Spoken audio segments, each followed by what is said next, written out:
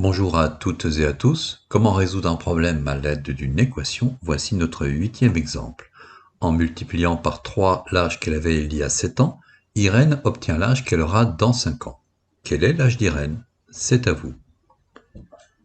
Première étape, identifier l'inconnu. Ici, j'appelle petit x l'âge actuel d'Irène.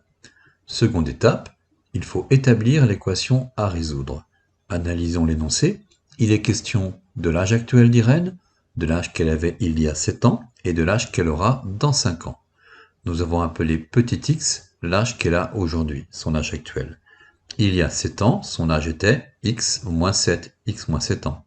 Et dans 5 ans, son âge sera x plus 5. Retour à l'énoncé, nous y apprenons que dans 5 ans, elle aura 3 fois l'âge qu'elle avait il y a 7 ans. En d'autres termes, x moins 7, l'âge qu'elle avait il y a 7 ans, fois 3 est égal à x plus 5, l'âge qu'elle aura dans 5 ans. Voici donc l'équation à résoudre. 3 fois x moins 7 égale x plus 5. Troisième étape, résolvons cette équation. Il faut d'abord développer cette quantité.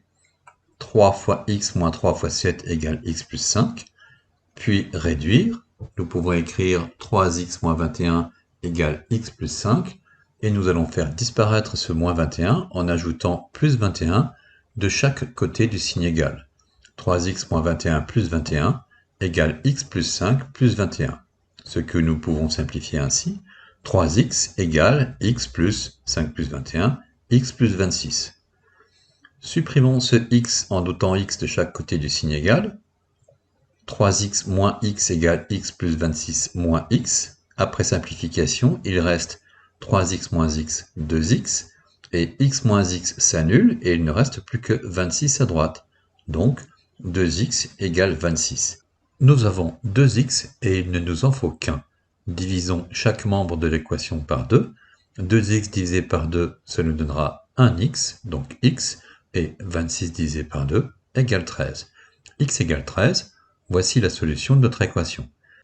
Il nous reste à conclure, quatrième et dernière étape, puisque nous avons défini x comme l'âge d'Irène. Irène est donc âgée de 13 ans.